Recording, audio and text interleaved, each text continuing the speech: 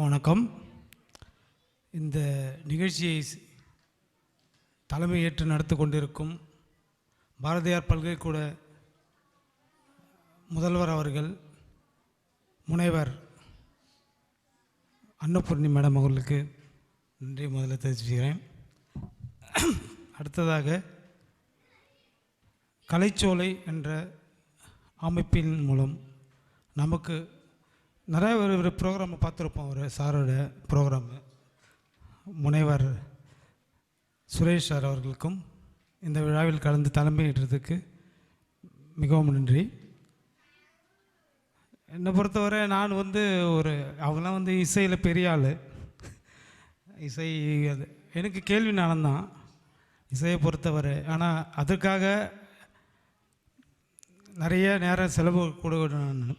ஆக்சுவலாக இப்போ இந்த விழாவை பார்த்திங்கன்னா சிறப்பாக நடந்துக்கிறதுக்கு முக்கியமான காரணம் உங்களுக்கு நல்லாவே தெரியும். குரு சண்முக சுந்தரி அவர்கள், அவங்களுடைய நீங்கள் பார்த்துருப்பீங்க. இப்போ நடந்த இந்த பரதநாட்டிய அரங்கேற்றத்தில் பார்த்துருப்பீங்க. அவங்களுடைய உழைப்பு எந்த அளவுக்கு இருந்திருக்கும்ன்ட்டு உங்களுக்கு புரியும். அவங்கக்கிட்ட யார் ஒரு ஸ்டூடெண்ட், எந்த ஒரு விதமான ஸ்டூடெண்ட் பேசிக் நாலேஜில் வந்தால் கூட அவங்கள அப்படியே மோல்டு பண்ணி இன்னும் பார்த்திங்கன்னா சண்முக சுந்தரியே அவங்களுக்குள்ளே கொண்டு வந்துடுவாங்க. அந்தளவுக்கு ஒரு மிக திறமையான ஒரு கலைஞர் அவங்க. அடுத்ததாக சொல்லணுன்னா, இங்கே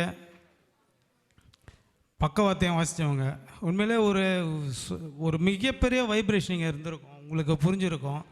நானும் ஆரம்பத்தில் கொஞ்சம் உங்களுக்கு இதுவாக தான் இருக்காங்க. போக பார்த்திங்கன்னா அந்த வைப்ரேஷன் எப்படி கிடச்சிதுன்னா, ஒரு பக்கவாத்தியம் உண்மையிலே அவங்களாம் ஒரு லெஜெண்ட்ஸ்.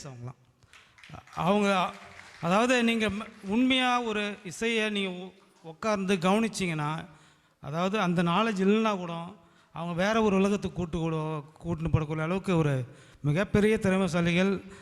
அவங்களோட மியூசிக்கில் உண்மையாக நம்ம எல்லாம் ஒரு கட்டுப்பாட்டோட ஒரு கட்டு போட்ட மாதிரி தான் இருந்துருது கொஞ்ச நேரத்தில்.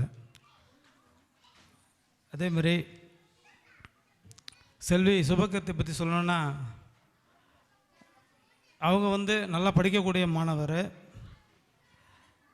அவங்களுக்கு ஒரு இது ஹிந்தி டீச்சர் ஆனது தான் அவங்களோட ஆசை ஆக்சுவலாக. ஆனால் பரதநாட்டியம் கற்றுக்கிட்டு வந்தாங்க வேறு ஒரு இடத்துல. நான் தான் முதல்ல சொன்னேன், நீங்கள் அக்கா கிட்ட வந்தீங்கன்னா உங்களுக்கு நல்லா ஒரு டீச்சர் கிடைப்பாங்க, ஒரு நல்ல நிலைக்கு கொண்டு போகக்கூடிய வழி உங்களுக்கு இருக்குது அப்படின்ட்டு சொல்லிவிட்டேன். அப்போ எங்கள் வீட்டில் தான் வாடகை இருந்தாங்க அவங்க. ஆக்சுவலாக அவங்க அப்பா அம்மா இருக்கும்போது அப்போ அவங்களுக்கு சொன்ன உடனே ஏன்னா அவங்க கலை மேலே ரொம்ப ஆர்வம். அவங்க அப்பா அம்மாவுக்கு ரொம்ப டெடிகேஷன் பயங்கரம் இது சம்மந்தமாக. அப்போ அவங்கள கூட்டின்னு அக்கா கிட்ட சேர்த்தாங்க. அதுக்கப்புறம் அவங்க ரெகுலராக கற்றுக்கிட்டு வந்தாங்க. ஆனால் கடந்த 6 மாதத்தில் அவங்களுடைய உழைப்பு பார்த்திங்கன்னா பயங்கரமாக இருக்கும். ஏன்னா நைட்டு 11 மணி வரைக்கும் நான் கூட அவங்கள வீட்டில் அடிக்கடி வீட்டில் விட்டு வருவேன். அந்தளவுக்கு ஒரு கண்டு போயிடுச்சு. அதேமாதிரி சண்முக சுந்தரி மேடம் இதை பற்றி சொல்லணுன்னா, அவங்கக்கிட்ட யாராக இருந்தாலும் உழைச்சாதான் பலன் கிடைக்க முடியும். அதேமாதிரி சரியான விதத்தில் தவறு இல்லாமல் அந்த நடனத்தை சொல்லிக் கொடுக்கக்கூடிய ஒரு திறமை வாய்ந்தவங்க அவங்க. அந்த வகையில் இந்த நிகழ்ச்சி மிகவும் பிரமாதமாக இருந்தது. உண்மையிலே ஒரு நல்ல ஒரு சந்தர்ப்பம் நமக்கெல்லாம், ஒரு நல்ல ஒரு நாட்டியத்தை நம்ம அனுபவிக்கக்கூடியது. நீங்களும் உங்கள் பிள்ளைங்களுக்கு ஏதாவது ஒரு விதத்தில் ஒரு ஸ்போர்ட்ஸ் ஆக்டிவிட்டியோ, ஏன்னா இந்த காலத்தில் எல்லாமே மொபைல் ஒரு அவசர உலகத்தில் வாழ்ந்துட்டுருக்கோம். அதனால் ஏதோ ஒரு ஆக்டிவிட்டிஸ் அவங்களுக்கு நம்ம சொல்லிக் கொடுக்கணும். இந்த இயற்கை இங்கே நம்மளை சுற்றி நிறைய சந்தோஷமான விஷயங்கள் நடந்துகிட்டு இருக்குது. ஆனால் நம்ம அதை கவனிக்காமல் இருக்கிறோம். பார்த்திங்கன்னா நம்ம ஒரு அவசர உலகத்துக்குள்ளே மாட்டிகிட்டு இருக்கிறோம். அதை வச்சு நிறையா விஷயம் நம்மளை மெய்மறக்க செஞ்சிட்ருக்காங்க. நமக்கு இந்த இயற்கை கொடுக்கறது நிறையா இருக்குது. அந்த மாதிரி அதெல்லாம் நம்ம தேடி போகிறதில்ல. அதுக்கான வாய்ப்பு நமக்கு கிடைக்கல. அதெல்லாம் நம்ம தேடி போனோம்னா நமக்கு நல்ல ஆரோக்கியம், நல்ல உடல் வலிமை எல்லாமே கிடைக்கும். அதனால் ஏதாவது ஒரு பசங்களுக்கு நம்ம ஒரு நல்ல ஒரு பேரண்ட்ஸாக இருந்து பசங்களுக்கு நல்ல இந்த மாதிரி கலையை கொண்டு போய் நம்ம சொல்லி கொடுத்து அதை பெரிய லெவலில் கொண்டு போகணும். ஏன்னா இந்த கலைகளெல்லாம் வந்து வளரணும். வளர்ந்தால் தான் நமக்கு லைஃப்பில் ஒரு நல்ல ஒரு நிம்மதியான வாழ்க்கை கிடைக்கும். அந்த விதத்தில் நான் சுபகீர்த்தி கேட்டுக்கிறது இதை வந்து இதோடு நிறுத்தாமல், ஏன்னா சில பேர் அரங்கேற்றம் பண்ணிவிட்டு அப்படியே ஓரம் கட்டிடுவாங்க, போதும் நிறுத்திக்குவாங்க. அப்படி நிறுத்த இருக்கக்கூடாது. அதை வந்து நீங்கள் எப்படி உள்வாங்கினீங்களோ அதை மற்றவங்களுக்கு பல பேருக்கு கொண்டு போய் சேர்க்கணும். அப்படி தான் என் பொண்ணையும் நான் உருவாக்கிட்டு இருக்கேன். அவங்களும் வந்து பல பேருக்கு சொல்லி கொடுத்துட்ருக்காங்க. சண்முகசுந்தரி மேடத்தோட ஸ்டூடெண்ட்ஸ் தான் அவங்க. அந்த மாதிரி இந்த கலையை மேலும் கொண்டு போய் பலர்கிட்ட கொண்டு சேர்க்கணுன்ட்டு வேண்டிக்கிட்டு வாய்ப்பளித்தமைக்கு நன்றி கூறி விடைபெறுகிறேன். வணக்கம். அடக்கமாக பேசிட்டு அமைதியாக போய் உட்காந்துருக்கிற இவர் தான் வானொலி புகழ் மணிகண்டன் அவர்களுடைய புதல்வன். இவர் என்ன மகாலட்சுமி இப்படி சிரிக்கிறீங்க? நான் நெசத்தை தானே சொன்னேன். அப்படி சொல்லக்கூடாதுங்க.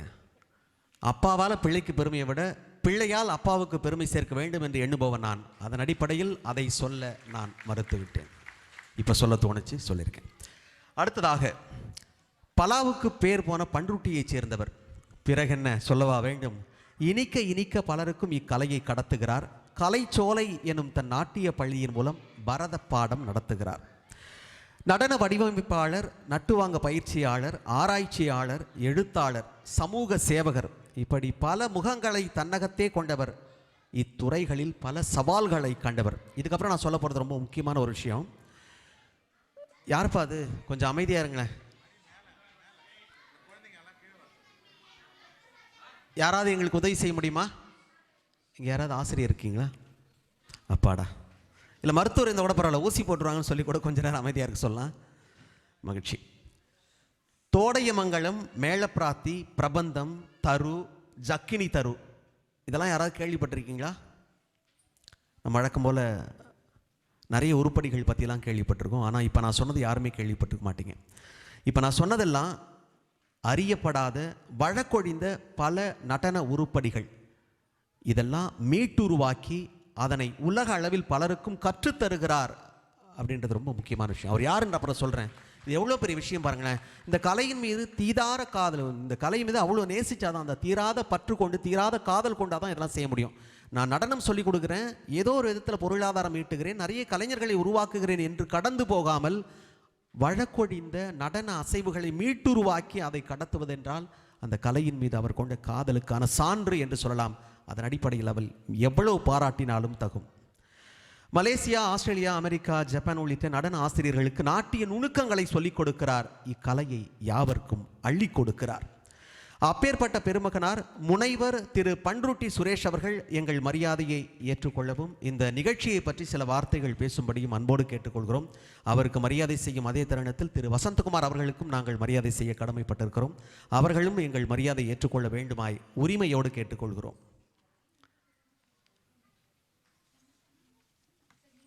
என்ன சபை அமைதியா இருக்கு? அப்பாடா.